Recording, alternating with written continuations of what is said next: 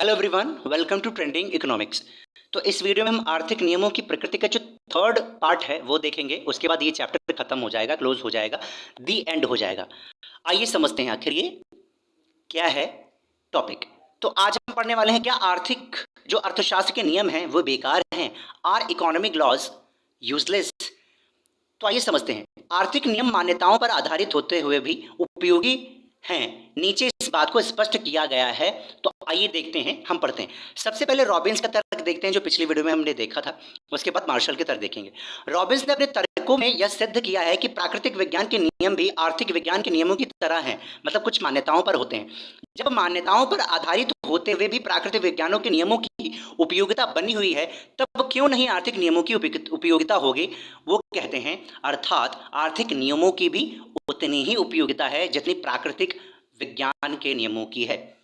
Martial भी इसी को सपोर्ट करते हुए कहते हैं कि मार्शल ने आर्थिक नियमों की तुलना ज्वार भाटे के नियमों से की है, क्योंकि जितने अनिश्चित ज्वार भाटे के नियम होते हैं उतने ही अनिश्चित आर्थिक नियम भी होते हैं। इतना होते हुए भी ज्वार भाटे के नियमों की उपयोगिता उस समय देखते ही बनती है जब समुद्र के किनारे लंगर डाले हुए जहाज ज्वार की प्रतीक्षा में बेचैन बैठे रहते हैं। इस बात से पता चलता है कि ज्वार के नियम काल्पनिक होते हुए भी बेकार नहीं होते हैं। तो अर्थशास्त्र के नियमों को कैसे बेकार कहा जाए, इनका ये तर्क है। दो पॉइंट्स इसके संबंध में और पढ़ते हैं। आर्थिक नियमों का आधार अन्य बातें समान रहें वाक्यांश होता है। आप जानते हैं कहीं भी हो अन्य बातें समान रहने पर यह पॉइंट जोड़ा जाता है। इसका मतलब कुछ मान्यताएं हैं, अन्य बातें समान रहने का मतलब कुछ मान्यताएं हैं।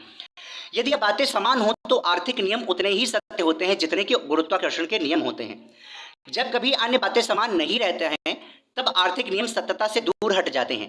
पर यह दोष आर्थिक नियमों का थोड़ी है, बल्कि उन परिस्थितियों का है जो अन्य बातों को समान नहीं रहने देते हैं।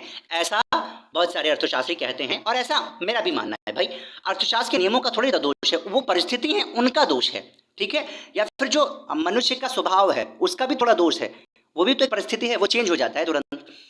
आर्थिक नियमों की उपयोगिता के पक्ष में सुंदर उदाहरण दिया जा सकता है। ये बहुत अच्छा एग्जाम्पल है, समझिएगा। सौंदर्य विज्ञान ये औषधि विज्ञान के संबंध में देखिए, यदि किसी दवा के देने से रोगी की बीमारी ठीक हो जाती है, एक दवा दी, रोगी की बीमारी ठीक हो गई, अच्छी बात है। लेकिन अन्य बातें समान रहने पर इस दवा से रोगी की मृत्यु हो जाती है, तो कदापि इसका अर्थ ये थोड़ी ना होगा कि औषधि विज्ञान गलत है और अनुपयोगी हो गया, ठीक है। तो क्या आप दवाई खाना बंद कर देंगे क्या? जबकि आपने सुना भी होगा, न्यूज में भी आता है और किसी के मुंह से भी सुना होगा कि कभी कभी क्या होता है, गलत दवाई मिल गई या फिर उसी दवाई से उसकी मृत्यु हो गई। होता है ऐसा, कई सारे केसेस होते हैं, ठीक है। तो इसका मतलब ये थोड़ी ना कि औषधि विज्ञान गलत हो गया।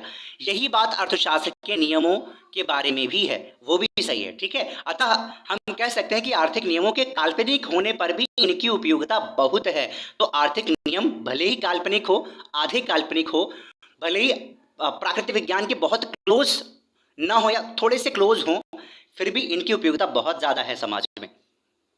अंतिम चीज देखते हैं कि आर्थिक नियमों की अनिश्चित प्रकृति के कारण क्या है, आखिर अनिश्चित होते क्यों हैं। Causes of uncertain nature of economic loss. सबसे पहला, मनुष्य का अध्ययन, क्योंकि इसमें मनुष्य का अध्ययन किया जाता है, स्टडी ऑफ मैन। उसका नेचर होता है, उसमें चेतना होती है, उसमें विवेकशीलता होती है।